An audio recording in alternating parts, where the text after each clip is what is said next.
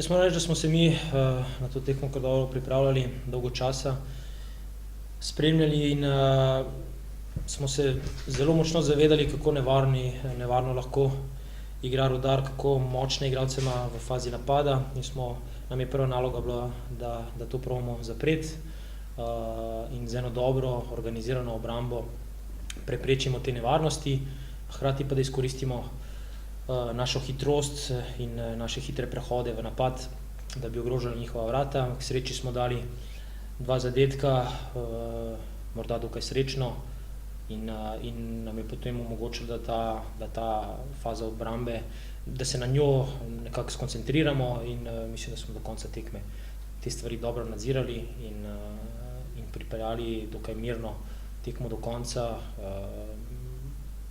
Je pa seveda tu pomemben korak po tem porazu, ki smo ga doživeli v prejšnjem kolu, da so fantje bili sposobni se pobrati in skozi eno disciplino iskali rezultat, ki so ga tudi na koncu dobili.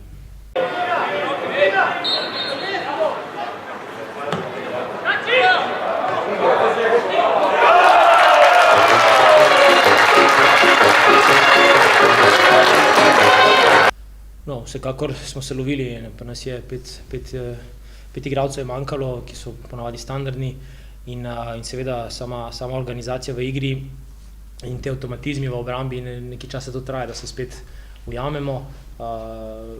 Jaz mislim, da predvsem te nevarnosti so prihajale iz nepozornosti, ko smo po njihovih avtih majčkeno spali in nismo dovolj hitro reagirali, ampak potem, ko se neka kontrola, neka komunikacija izpostavlja, smo precej bolje funkcionirali in z enim dobrem vodenjem iz strani naše zadnje linije je potem se stvar umirila.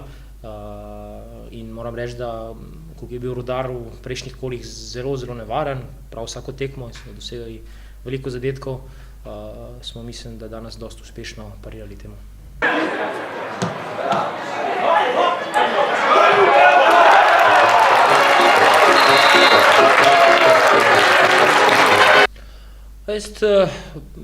Težko je z rezultatom 2-0 reči, da je to mirna situacija. Seveda si ti v veliki prednosti, ampak hkrati, ko smo se s fanti pogovarjali na polčasu, kako nam je trener tudi omenil, rezultat 2-0 je problematičen, še posebej, če ga v zgodnji fazi drugega polčasa dobiš, je potem zelo vroče, oziroma zelo vroče rata. In mi smo si želeli izogniti temu golu, ki bi vrnil Velenjčane v igro.